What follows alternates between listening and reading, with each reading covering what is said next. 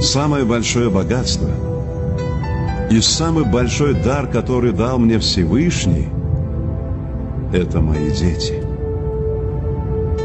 Мои дети, мои крылья за спиной. Мои дети, мои звезды над землей.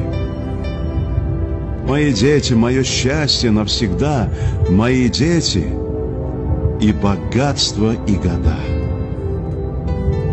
Мои дети — продолжение мое. Мои дети — то, что Богом мне дано. Мои дети, посвящаю жизнь вам я.